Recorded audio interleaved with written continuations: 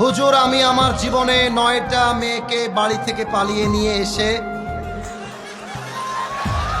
বন্ধুদের সাথে বিয়ে দিয়েছি, কারণ তাদের মধ্যে হারাম সম্পর্ক ছিল এবং তাদের পরিবারের কেউ তাদেরকে বিয়ে দিতে রাজি ছিল না। মেয়েগুলোর অন্য জায়গায় বিয়ে দিচ্ছিল, এই জন্য পালিয়ে নিয়ে এসে বন্ধুদের সাথে বিয়ে দিয়েছি। এতে কি আমি পাপ করে ফেলেছি? এটা আমার না। আচ্ছা, রাগ করবা না, এটা আপনাদেরকে কে দিয়েছে? যুবকরা দিয়েছে এটা? আচ্ছা, যুবকরা দিয়েছে। মহান ব্যক্তি মনে হয় এখানে উপস্থিত রয়েছেন। আমি তাকে বলবো, যাকে পছন্দ তাকেই আমাদেরকে বিয়ে করতে হবে যুবক ভাই। তবে খেয়াল করবা, কার মেয়ে নিয়ে আসছো সাবধানে নিয়ে আসবা।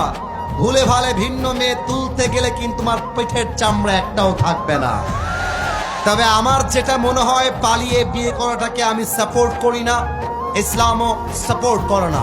তবে যারা পালিয়ে বিয়ে করে এরা সাদে সাদে পালিয়ে বিয়ে করে না।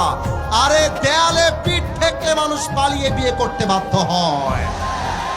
আমার তো মনে হয় যুবকের বাপ যদি যুবককে রাইট টাইমে বিয়ে দিয়ে দেয়, আরে পালিয়ে বিয়ে করবে কেন? ধুমধাম করে সবার সামনে বিয়ে হবে।